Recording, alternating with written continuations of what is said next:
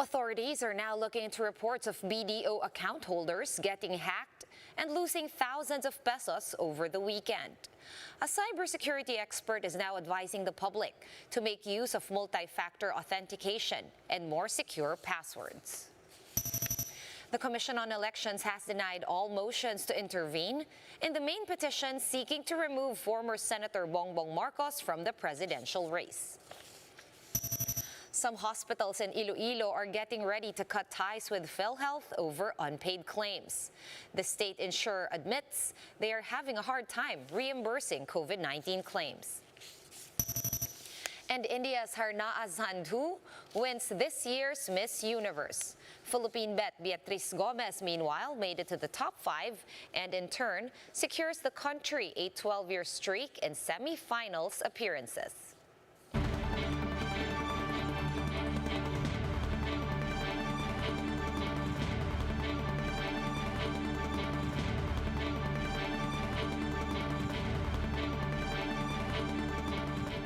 Fast, focused, and fearless. Here's a roundup of stories we're watching now.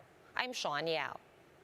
BDO is now under fire after the alleged hacking of its system over the weekend, where dozens of customers reported losing thousands of pesos from their accounts. Mobile journalist Pamela Vasquez with the story.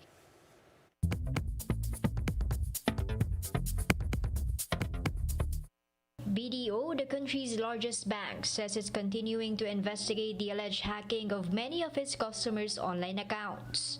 Over the weekend, social media blew up with people complaining that they lost between 50 to 100,000 pesos, with many of the illegal transactions being done while they were asleep. One of the victims is AR, who is an OFW in Dubai. AR was alarmed when he received an email from BDO saying his account's password was successfully changed.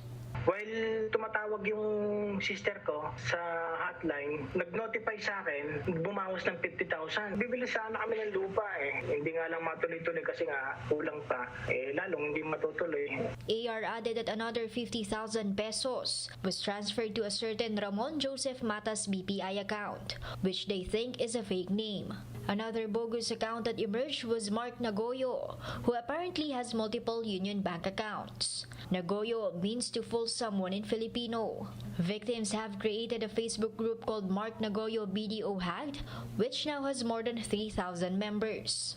Another victim is 26-year-old part-time professor Christine Pagirigan, who says she lost 20,000 pesos.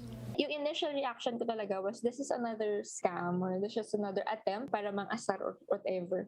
Both AR and Christine were shocked that the cyber criminals were able to get the one-time password even though they didn't share it or click on any phishing links. That made me a little bit curious na parang hindi ako nagkulang on my side pero bakit may breach of security, and it was a hard-earned money kaya nakakapanghina siya.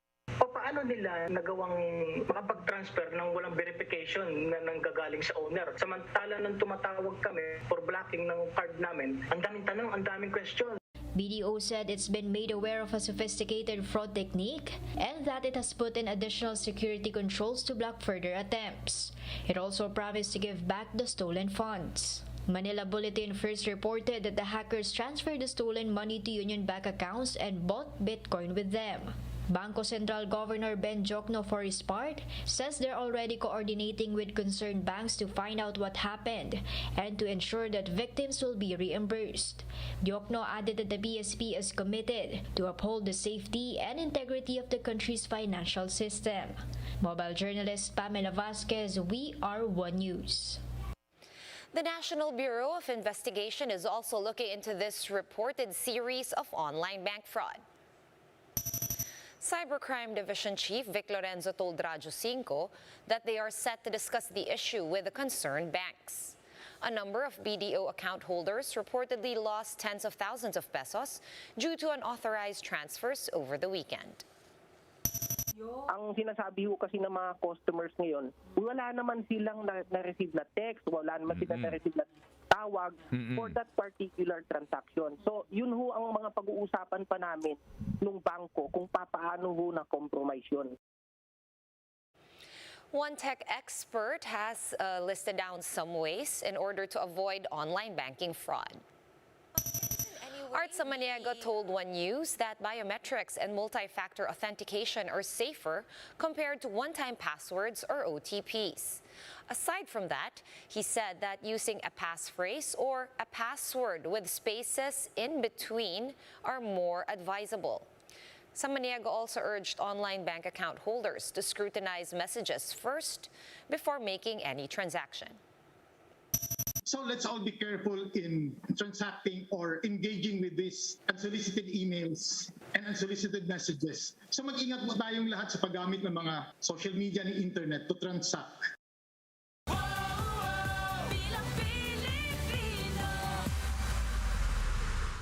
The Commission on Elections, or Comelec, has denied all interventions in the original petition seeking to cancel former Senator Bongbong Marcos's candidacy. The Comelec released its decision today, scrapping the petition led by Dr. Romel Bautista to join the original petition by the group of Father Christian Buenafe. The Comelec also denied Partido Federal ng Pilipinas' motion to join Marcos's defense. The Commission will also reject any further motion for intervention to join the original petition. And the Comelec is not sure whether or not the list of official candidates for the 2022 polls will be released as scheduled on December 15. Spokesperson James Jimenez said they will first resolve all pending cases against candidacies of certain personalities. The poll body's second division earlier denied all motions for intervention on the original petition challenging the candidacy of presidential aspirant Bongbong Marcos. The division said this is to prevent any further delays in resolving the main petition against Marcos Jr. I don't know that we can make it exactly December 15 because there are still motu proprio petitions against certain candidates that have not yet been resolved. So we'll see. We still have 2 more days. The World Health Organization says that the Omicron COVID variant could be more transmissible than the Delta variant. Early data gathered by the WHO show that the new variant of concern may outpace Delta in transmissibility. However, it could also cause milder disease based on preliminary findings from South Africa. Initial data from South Africa also point out that the risk of infection or risk of reinfection is higher with Omicron. Preliminary evidence also indicates that the accuracy of RT-PCR and antigen tests are not affected by the new variant. We're going to pause for a quick break, but we will be back with more stories after that. Stay with us here on One News.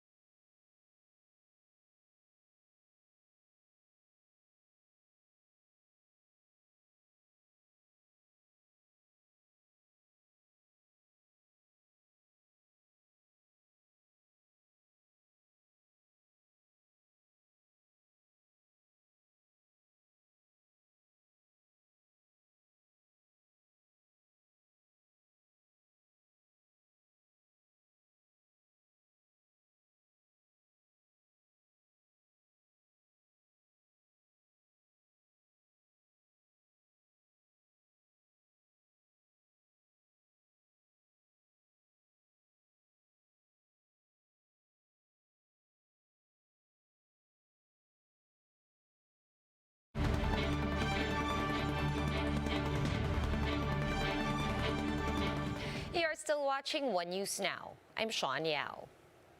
7 major private hospitals in Iloilo City will cut ties with PhilHealth next year because of unpaid reimbursement claims. In an advisory, the hospitals said they will no longer renew their accreditation with PhilHealth by January next year.